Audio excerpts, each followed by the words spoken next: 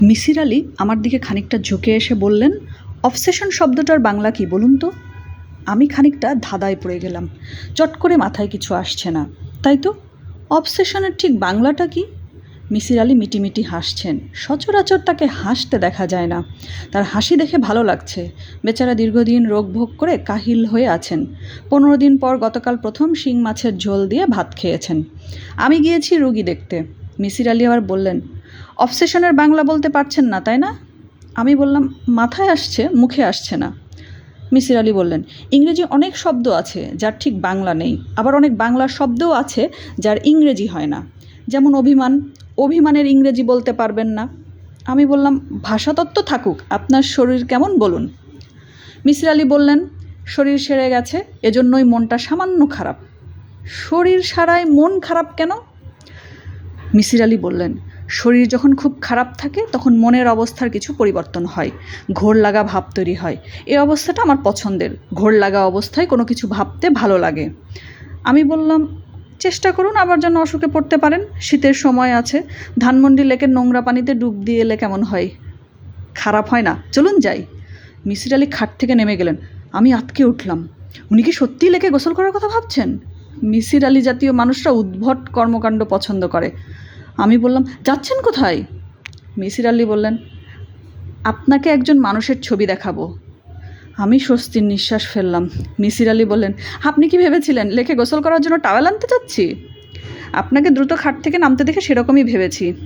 আমি খুবই সাধারণ মানুষ, অ্যাকসেন্ট্রিক কেউ না।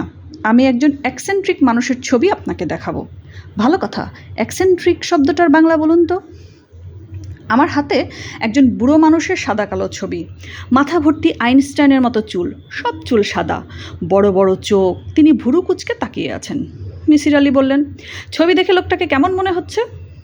ভালো মানুষ বললে মনে হচ্ছে। ভালো মানুষ মনে হচ্ছে কেন? চোখ বড় সেই জন্য? সরু চোখের মানুষরা ভালো হয় না। সব জাপানি কি খারাপ? আমি বললাম, আপনার সঙ্গে কূটতর্কে যেতে চাচ্ছি না, কি বলবেন বলুন। মিসির আলি বললেন, ভদ্রলোকের নাম মোহাম্মদ সালাম। কৃষি ব্যাংকে কাজ করতেন, এখন রিটায়ার করেছেন। অতি ভালো মানুষ।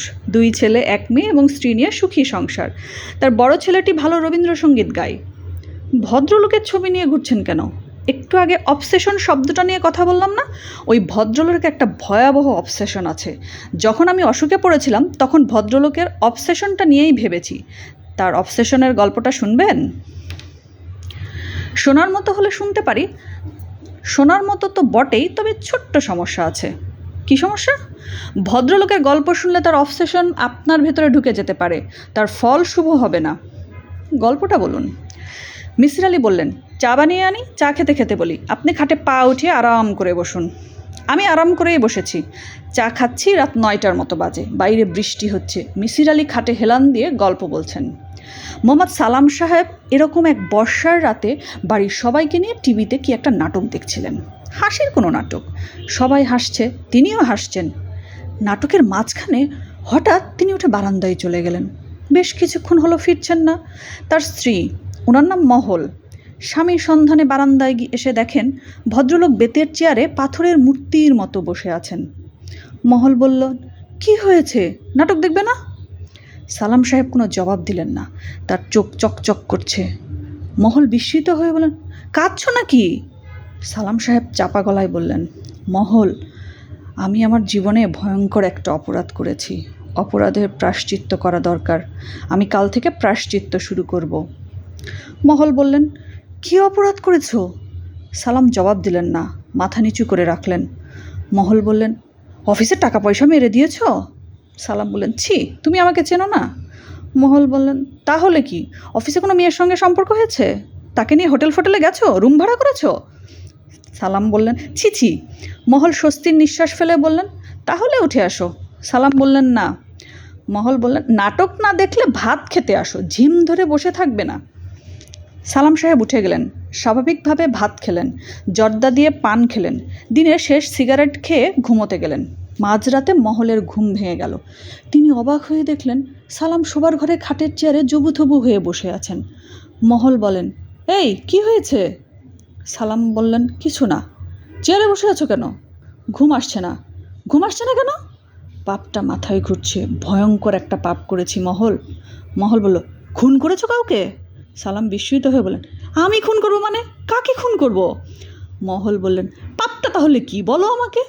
সালাম মাথা নিচু করে রইলেন, কিছু বললেন না। মহল বললেন, ঘুমের ওষুধ দেই, খেয়ে ঘুমাও। সালাম বললেন, দাও। তিনি 2টো ঘুমের ট্যাবলেট খেয়েও সারা রাত জেগে বসে রইলেন। তার সমস্যা সে রাত থেকেই শুরু হলো। চাকরি শেষ হবার আগেই রিটায়ারমেন্টে চলে গেলেন, আলাদা ঘরে বাস করতে লাগলেন, সারাদিন একা থাকেন, কারোর সঙ্গে কথা বলেন না, রাতে ঘুমান না। তাকে বড় বড় সাইকিয়াট্রিস্ট দেখানো হলো। সাইকিয়াট্রিস্টরা রোগ ধরতে পারলেন। রোগের নাম অ্যাকিউট অবসেশন। কোনো একটা বিষয় মাথার ভেতরে গভীরভাবে গেঁথে গেছে। এই রোগ সারাতে হলে পাপটা কী তা জানতে হবে। সালাম সাহেব এ বিষয়ে কিছুই বলবেন না। তার স্ত্রী নানানভাবে চেষ্টা করলেন। যেমন, মহল, শোনো, তুমি কি বাসার কাজের মেয়ের সঙ্গে কিছু করেছো? করে থাকলে বলো, আমি কিছুই মনে করব না।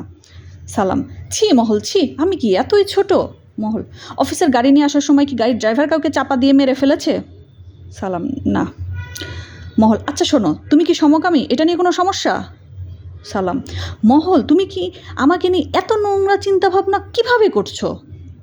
এই পর্যায়ে সালাম সাহেবের স্ত্রী আমার কাছে কেঁদে পড়লেন। তার ধারণা আমি কথা বললেই সব ঠিক হয়ে যাবে। তিনি ভদ্রলোককে নিয়ে আমার বাসায় উপস্থিত হলেন। সুস্থ স্বাভাবিক মানুষ, সাধারণ কথাবার্তা। আমি তাকে চা খেতে দিলাম, তিনি আগ্রহ নিয়ে চা খেলেন। আমি বললাম, ভাই, পাপের ডেফিনেশন কি? কোনটাকে আপনি পাপ ভাবেন? তিনি বললেন, যেটা ইমমোরাল সেটাই পাপ। আমি বললাম, সময়ের সঙ্গে সঙ্গে মোরালিটি বদলায়। একটা সময় ছিল যখন বিবাহ নামের ইনস্টিটিউশন তৈরি হয়নি, তখন যে কোনো ছেলে যে কোনো মেয়ের সঙ্গে ঘুমোতে পারত। সেই কেউ বিষয়টাকে ইমমোরাল ভাবতো না, এখন ভাবে। সালাম সাহেব বললেন, আপনার কথা বুঝতে পারছি।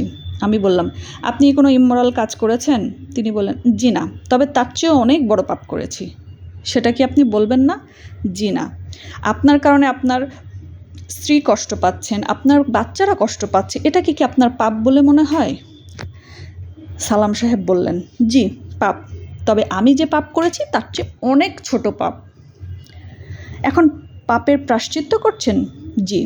যেদিন প্রায়শ্চিত্ত শেষ হবে সেদিনই আমি স্বাভাবিক হয়ে যাব। আমি আল্লাহ পাকের কাছে ক্ষমা চাচ্ছি। তিনি কি ক্ষমা করবেন? বুঝতে পারছি না। যে ভয়ঙ্কর পাপ করেছি, ক্ষমা পাওয়ার কথা না, তারপরেও তিনি রহমানুর রহিম। সালাম সাহেব এক পর্যায়ে স্ত্রী পুত্র কন্যা ছেড়ে গ্রামের বাড়ি চলে গেলেন। সকাল থেকে গভীর রাত পর্যন্ত গ্রামের বাড়ির সামনে কাঁঠাল গাছের নিচে পাটি পেতে বসে থাকেন। খাওয়া দাওয়া প্রায় বন্ধ। মিসির আলী বললেন, গল্প শেষ। আমি অবাক হয়ে বললাম, গল্প শেষ মানে? সালাম সাহেবের কি হলো? উনি পাপটা কি করছেন বলবেন না? মিসির আলী হাই তুলতে তুলতে বললেন, সালাম সাহেবের বিষয়ে আমি কিছু জানি না, তবে পাপটা কি সেটা মনে হয় জানি। অসুস্থ অবস্থায় আমি যখন বিছানায় পড়েছিলাম তখন চিন্তা করে বের করেছি। আমি বললাম, বলুন শুনি। মিসির আলী বললেন, আমি গল্পের শুরুতেই বলেছিলাম, সালাম সাহেবের গল্পটা না শোনা ভালো, শুনলেই গল্প মাথায় ঢুকে যাবে। এখন তাই হয়েছে, গল্পটা আপনার মাথায় ঢুকে গেছে। এই গল্প মাথায় নিয়ে আপনাকে বেঁচে থাকতে হবে। অসংখ্যবার আপনার মনে হবে সালাম সাহেব পাপটা কী করছিলেন, উত্তর পাবেন না। আমি বললাম, আপনি সত্যি বলবেন না? মিসির আলী গম্ভীর গলায় বললেন, না। হুমায়ুন আহমেদের ছোট গল্প সালাম সাহেবের পাপ। ধন্যবাদ।